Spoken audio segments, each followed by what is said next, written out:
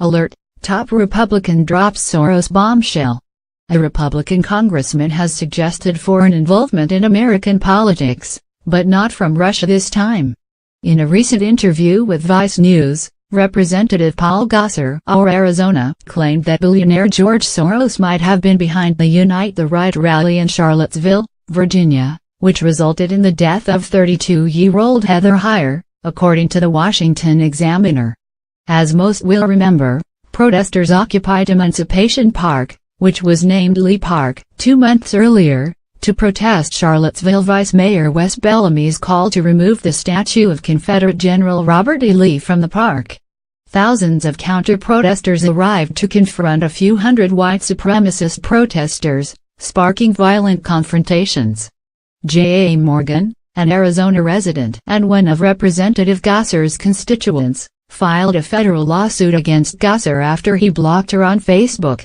Morgan argued that by blocking her on Facebook, Representative Gosar was violating her First Amendment rights to engage in debate with a public official on a public platform. While defending himself against these allegations, Representative Gosar expressed the need to block far-left commenters, because left-wing violence is on the rise. To support his claim, Representative Gosar referred to the recent congressional baseball shooting, which left 5 wounded including Senate Majority Whip Steve Scalise of LA, and the frequent attacks perpetrated by the far-left anarchists of Antifa. Representative Gosar explained that Scalise's shooter was active on many far-left Facebook groups.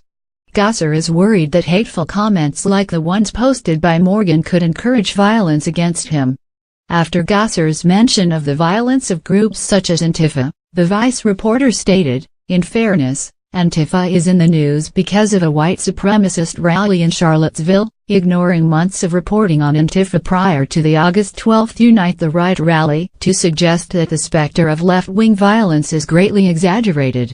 In reality, even mainstream outlets like the New York Times were reporting on Antifa violence before the Unite the Right rally. Antifa actually garnered mainstream attention after launching a series of violent protests at the University of California, Berkeley, where they attempted to block right-wing personalities from speaking on campus. Representative Gosar responded to the reporter's statement by suggesting that the official narrative around the Unite the Right rally may not be the whole picture. Instead, the congressman suggested this was a false flag operation designed to demonize President Trump and average Republicans by conflating them with white supremacists. George Soros might have been behind the Unite the Right rally in Charlottesville, Virginia. Do you become responsible for that which you fund? Because let's look at the person that actually started the rally. Gosar said, "It's come to our attention that this is a person from Occupy Wall Street that was an Obama sympathizer. So, wait a minute, be careful where you start taking these people to." Jason Kessler was the main organizer behind the Unite the Right rally. And look at the background.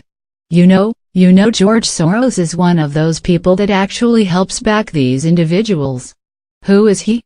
I think he's from Hungary. I think he was Jewish. And I think he turned in his own people to the Nazis.